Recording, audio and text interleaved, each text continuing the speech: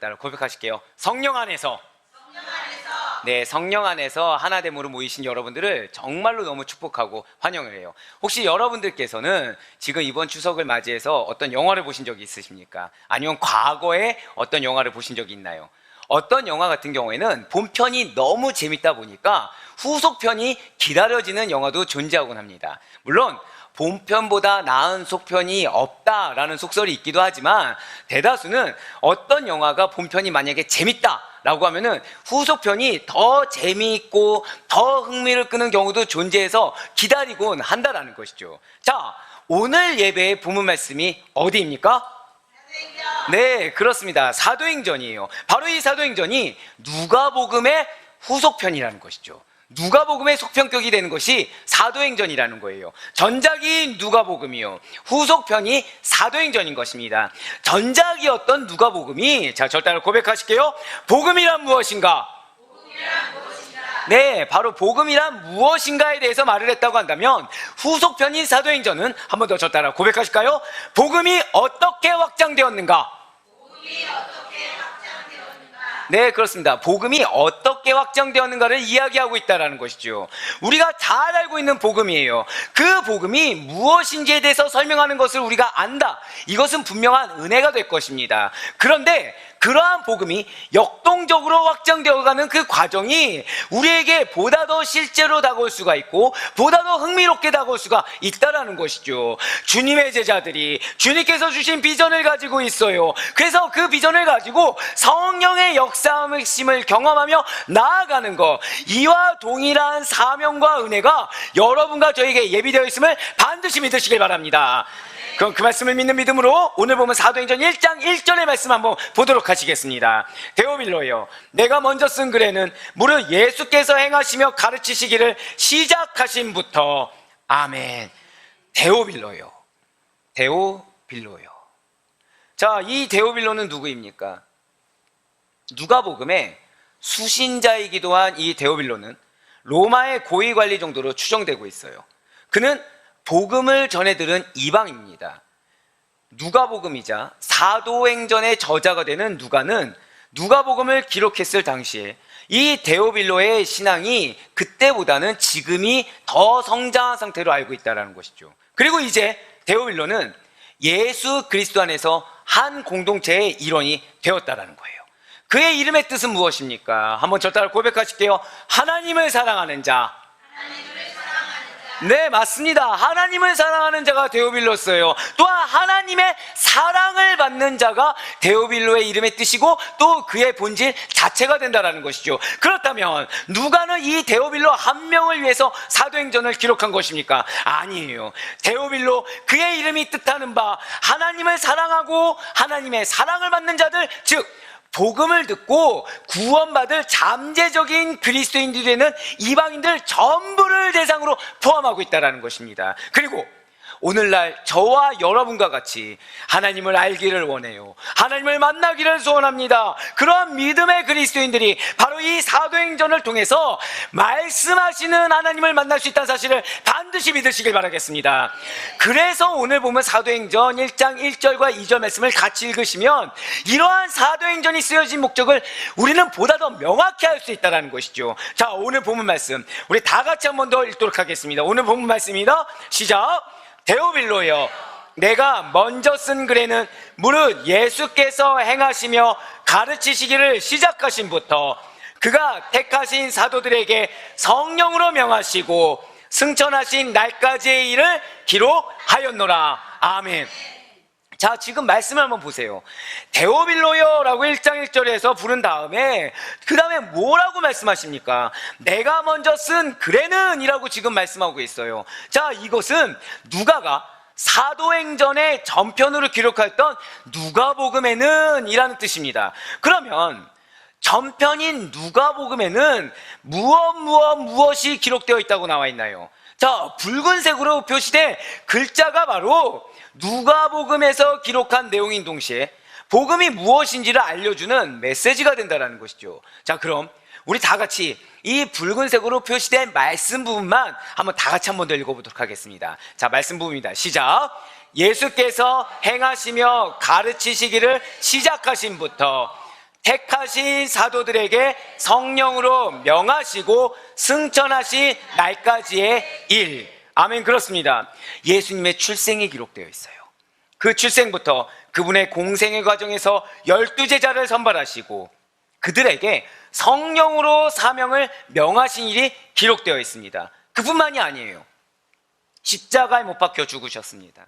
다시 살아나시사 부활하셔서 12제자에게 나타나신 일도 기록되어 있다는 것이죠. 또한 증인이 된 주님의 제자들에게 예루살렘을 떠나지 말고 지키라고 명하신 뒤에 하늘로 승천하여 올라가신 일이 바로 사도행전의 전편이 누가복음에 기록되어 있다는 것입니다. 이 내용을 기록한 목적에 대해서 누가복음 1장 3절과 4절 말씀에 잘 나와 있어요. 누가복음 1장 3절과 4절의 말씀입니다. 그 모든 일을 근원부터 자세히 미루어 살핀 나도 데오빌로 각하에게 차례대로 써보내는 것이 좋은 줄 알았노니 이는 각하가 알고 있는 바를 더 확실하게 하려 함이로라. 아멘. 알고 있는 바를 확실하게 알도록. 지금 붉은색으로 표시가 되어 있죠? 결국 무엇입니까? 믿음의 굳건해 지도록 하는 것. 이것이 바로 누가복음과 사도행전의 기록 목적이 된다는 거예요. 분명 여러분과 저는 이미 복음에 대해서 알고 있습니다. 그리고 아는 것에서 끝나지 않고 그 복음만을 붙들며 살아가는 것이 여러분과 저예요. 하지만 우리는 거기서 끝나서는 안 된다는 것이죠. 복음이 어떻게 전파되고 어떻게 확장되었는지를 통해서 바로 이 사도행전을 통해서 더욱더 복음을 확실히 깨닫고 복음을 확실히 붙들며 그 복음의 삶을 살아가는 가운데 복음을 담대히 증거하며 살아갈 수 있는 증인된 삶을 사는 여러분과 제가 되길 간절히 소망합니다. 그러한 여러분과 제가 특별히 반드시 놓치지 말아야 될 것이 있다는 것이죠. 2절 말씀을 다시 보시면 성령으로 명하시고 라고 나와 있다는 거예요. 바로 오늘 우리 예배의 제목이 되기도 하는 성령으로 명하시고, 이 말씀은 예수님께서 당신의 제자들에게 명하신 것들이 모두 다 이루어졌습니다. 믿으시니까 무엇을 통해서요? 절 따라 고백하실게요. 성령을 통하여. 그렇습니다. 성령을 통하여 모두 다 이루어졌다라는 거예요. 예수님께서는 성령을 통해 제자들에게 복음 전파의 사명을 주셨습니다. 그래서 사도행전을 우리는 성령행전이라고 부르지 않습니까? 사도행전은 성령을 통하여 이루어진 예수 그리스도의 구속사의 연장이기 때문에 성령행전이라고 불려지고 한다는 것이죠. 진실로 예수님께서는 공생애 동안에 제자들을 선발시키셨어요. 제자들 또한 훈련시키셨습니다. 그들에게 복음의 증인으로서의 사명을 부여하셨어요. 그리고 그들이 그 사명을 감당하는 데 있어서 절대 홀로 내버려 두지 않으셨어요. 알아서라고 하지 않으셨습니다. 조력자로, 돕는 자로 성령님을 선물로 주셨습니다. 바로 그 성령님을 통하여서만이 주님의 제자들은 성령의 권능을 힘입어 복음을 증거할 수가 있다라는 거예요. 누가는 예수님께서 승천하신 다음에 본격적으로 성령의 시대, 자, 어떤 시대라고요? 성령의 시대가 도래할 것이며, 그래서 성령 충만을 받아야만 예수님께서 명하신 복음 전파 사명을 잘 감당할 수 있음을 강조했다라는 것이죠. 바로 이것입니다. 성령님께서는 성자 예수 그리스도의 사역을 연장선상에서 사역하고 계시다는 사실을 반드시 기억하시길 바랍니다. 뭐하고 계시다고요? 성자 예수 그리스도의 사역의 그 연장선상에서 성령님께서 사역하고 계시다는 거예요. 예수님께서는 그렇기 때문에 자신이 승천하신 후에 이 땅에 남겨질 당신의 제자들에게 성령 강림, 성령 충만을 약속하시고 명령하신 거예요. 그래서 성령님이 임하시면 여러분과 제가 권능을 받게 됩니다. 예루살렘과 온 유대와 땅끝까지 복음을 전할 능력을 부여받게 된다는 거예요. 바로 사도행전 1장 8절의 말씀이 이렇게 증거하고 있습니다. 오직 성령이 너희에게 임하시면 너희가 권능을 받고 예루살렘과 온 유대와 사마리아와 땅끝까지 이르러 내 증인이 되리라 하시니라. 아멘. 그런데 여기서 우린 질문이 생겨요.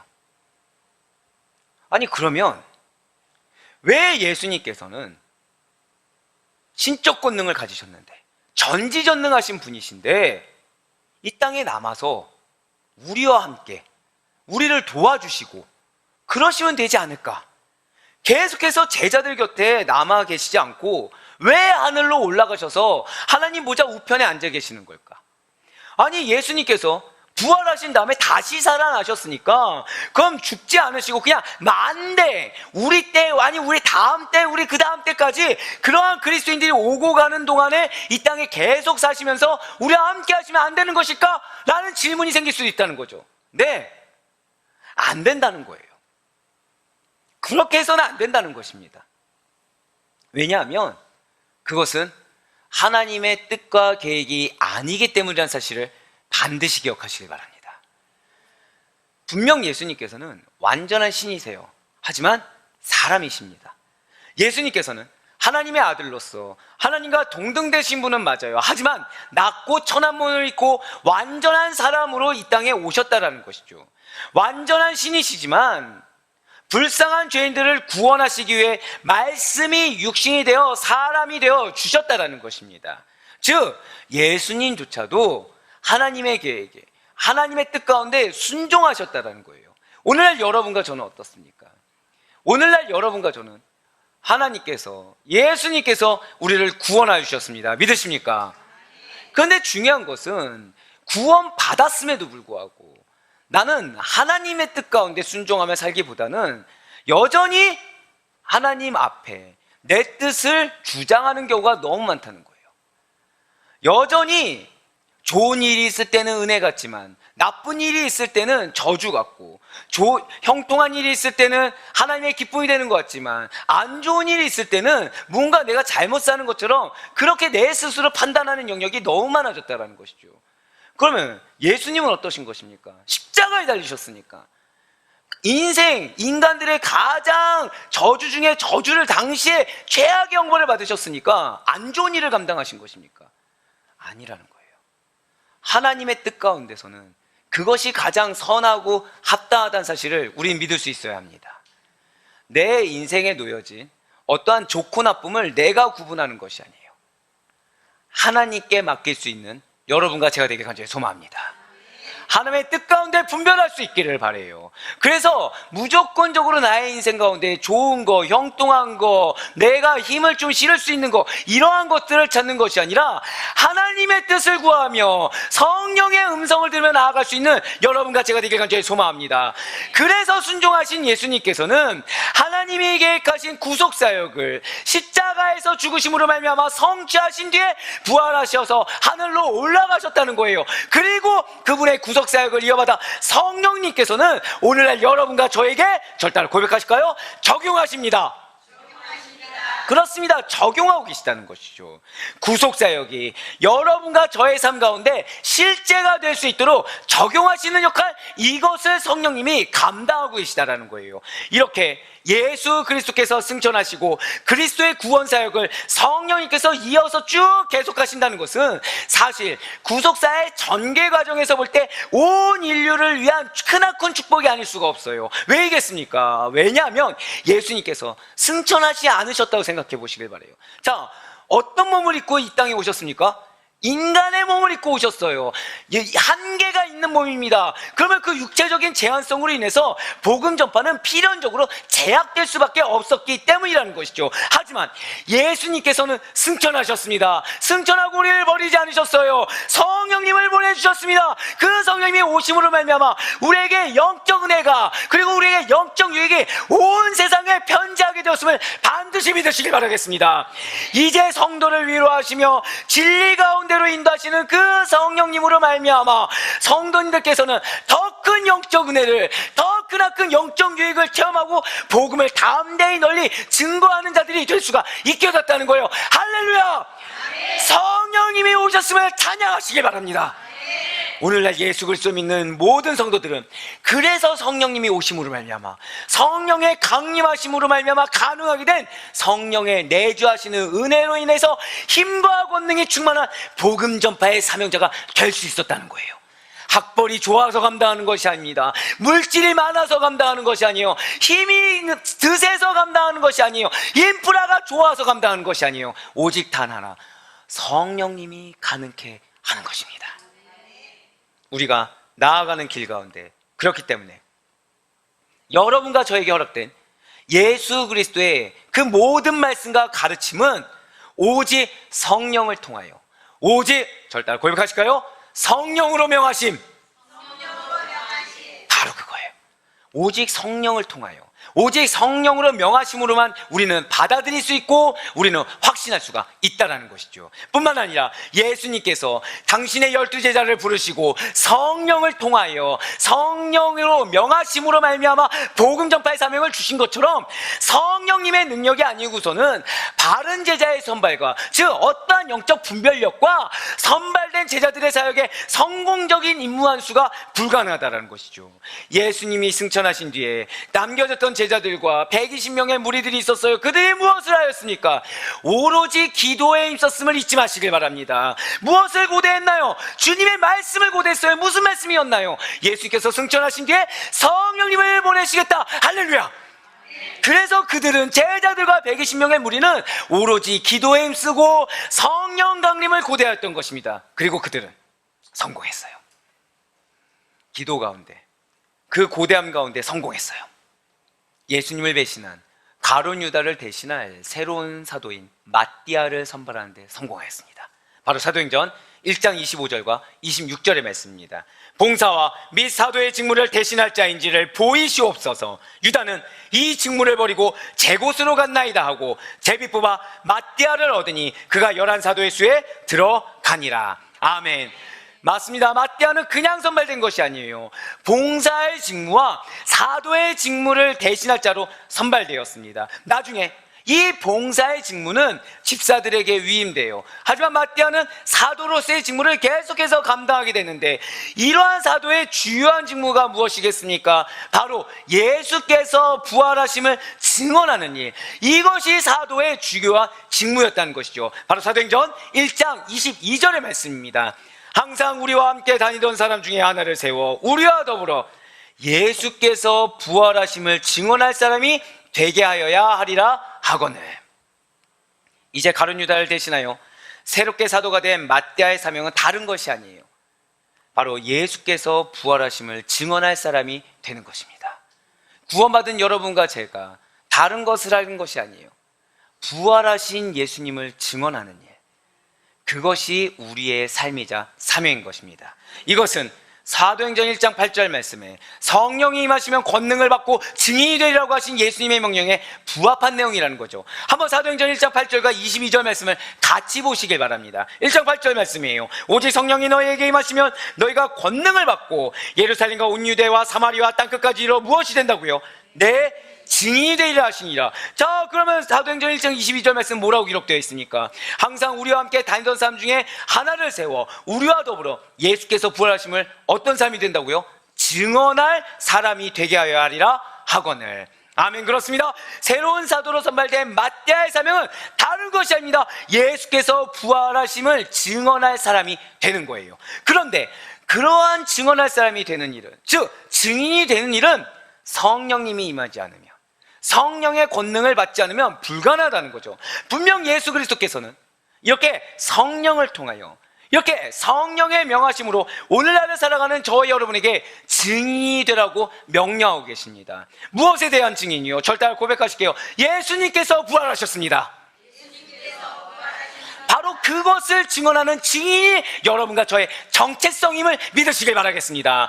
진실로 예수 부활에 대한 증거는 바로 사도행전의 주요 주제이며 복음의 핵심이자 여러분들의 삶이자 사명이라는 사실을 잊지 마시길 바라요. 사랑하는 우리 아대표교회 모든 성도 여러분들, 우리가 증인이라는 사실을 잊지 마시길 바랍니다. 그럼 우리에게 성령의 권능을 주셨다는 사실을 놓치지 마시길 바라요. 예수께서 여러분과 저를 위해 죽으셨고 또한 부활하셨다는 것이 우리가 증거해야 할 복음의 참된 내용이라는 거죠. 예수 믿었더니 이렇게 형통해졌다, 예수 믿었더니 이렇게 좋아졌다, 이런 거 이전에 물론 예수님 믿고 주님께서 은혜를 베풀 수도 있겠죠. 하지만 그것이 복음의 본질입니까? 아니라는 거예요. 그거는 지극히 인간적인 관점이요, 그것은 지극히 세속주의적인 기준이라는 거죠. 우리가 증거해야 될 것은 오직 하나, 복음. 예수님이 죽으시고 부활하셨습니다. 이 사실을 놓치지 마시기 바랍니다. 그런데 목사님, 저는 예수님이 증인으로 날 부르셨다, 잘 모르겠습니다. 증인으로 날 언제 부르셨는지도 모르겠고요, 저는 그러한 음성을 들어본 적도 없습니다. 다른 메시지는 내가 은혜가 되고 좋다 좋다 하는데 이상하게 목사님이 그런 메시지만 전하면 난 거부감이 들어요. 그러니 이건 나하고 맞지 않는 거 아니겠습니까? 나의 사명이 아닌 거 아닙니까? 설교 시간에 복음 증거 전도의 얘기를 그래서 내 얘기가 아닌 것 같아요. 남 얘기 같아요. 그렇게 와닿지도 않습니다 라고 생각이 들 수도 있을 거예요. 그렇지만 사랑하는 여러분들, 변치 않는 진리가 있다는 거죠. 변치 않는 진리는 주님께서 여러분과 저를 사랑하시사 십자가에 못 박혀 죽으시고 부활하셨습니다. 믿으십니까? 그런데 그 이유가 당신을 증언하도록 우리를 불러세우기 위함이었다는 거예요. 당신을 증언하기 위해서 여러분과 저를 건져주셨습니다. 그래서 베드로를 통해서 이렇게 선포하시는 거예요. 베드로전서 2장 9절의 말씀입니다.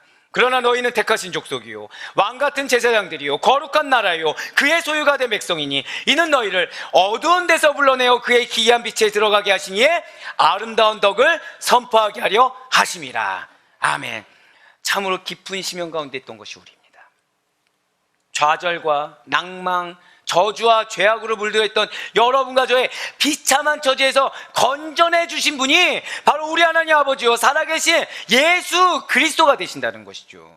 우리가 왜 복음 증거에 대해서, 왜 우리가 주님의 복음을 증거하고 증언하는 증거자로서의 삶을 사는 것에서 거부감을 느끼는 것입니까?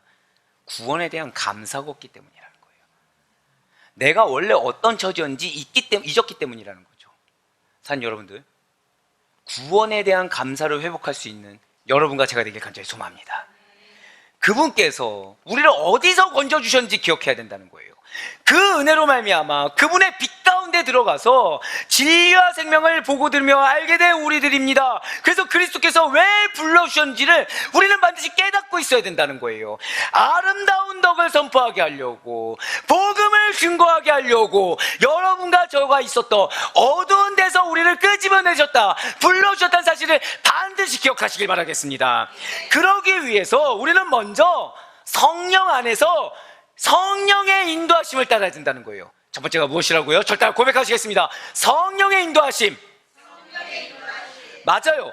아름다운 덕을 선포하기 위해서는 우리는 반드시 성령의 인도하심을 따라야 돼요. 그럼 그 다음은 무엇을 해야 되겠습니까?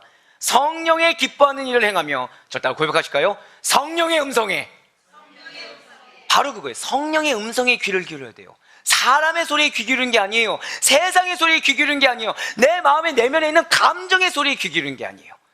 어디에 귀를 기울여야 된다고요? 성령의 음성에 귀를 기울여야 됩니다. 마지막으로 무엇을 해야 되는 것입니까?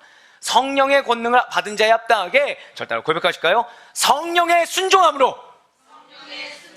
바로 그렇습니다. 성령의 순종함으로 말미암아 그렇게 순종하는 자에게 베푸시는 성령의 풍성한 열매를 삶 속에서 풍성히 맺을 수가 있어야 하는 것입니다. 할렐루야! 바로 이거예요. 여러분과 저는 주님에 대해 증거하는 자가 아니란 사실을 기억하셔야 돼요. 무슨 말씀입니까? 성령이 증언한 그리스도를 직접 알고 직접 체험하며, 그래서 내가 경험한 예수 그리스도, 그 주님 한 분만을 증거하는 자들이 되어야 하는 것입니다. 이제 말씀을 읽겠습니다. 사도행전은 누가복음의 후속편으로서 하나님을 사랑하고 하나님의 사랑을 받는 자들이 복음을 알 때 더욱 확실하게 알도록 기록되었다고 말씀을 드렸어요. 오늘날 예수 그리스도를 믿는 모든 자들은 성령을 통하여 성령의 명하심으로 말미암아 복음 전파의 사명을 허락해 주셨습니다. 그리고 그러한 사명이 있는 자들에게 성령의 권능을 허락해 주셨어요. 오늘날 저와 여러분은 이러한 예수님의 부활의 증인이요 증언할 자로 부르심을 받았다는 것이죠. 그럼 우리는 예수님에 대해서 모호한 복음의 언저리에서 헤매는 자들이 아닙니다. 성령의 지혜와 그분이 주신 감동으로 말미암아 하나님의 말씀 가운데 예수 그리스도를 만나고 예수 그리스도를 확실히 경험하며 예수 그리스도의 복음을 그래서 증언할 수 있는 자들이 바로 여러분과 저라는 거예요. 반드시 잊지 마시기 바랍니다. 그러한 여러분과 저에게 성령님께서는 강력한 당신의 권능으로 도와주시는 것입니다. 할렐루야! 그래서 예수님께서 우리에게 이렇게 약속하고 계세요. 요한복음 16장 13절의 말씀입니다. 그러나 진리의 성령이 오시면 그가 너희를 모든 진리 가운데로 인도하시리니 그가 스스로 말하지 않고 오직 들은 것을 말하며 장래일을 너희에게 알리시리라. 아멘.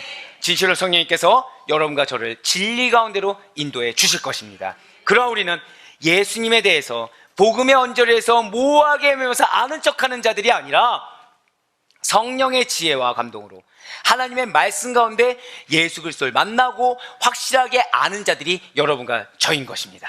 그래 바라옵거나 없기는 예수 그리스도의 복음을 힘있게 전하는 자들이 저와 여러분이 된다는 사실을 흔들림 없이 믿으시는 가운데 우리들의 삶으로 우리들의 입술로 받은 사명을 충성되이 감당하셔서 충만한 결실, 예비된 은혜의 결실을 맺으며 나아갈 수 있는 우리 모든 성도들의 삶이 될 수 있기를 주님의 이름으로 간절히 축원합니다.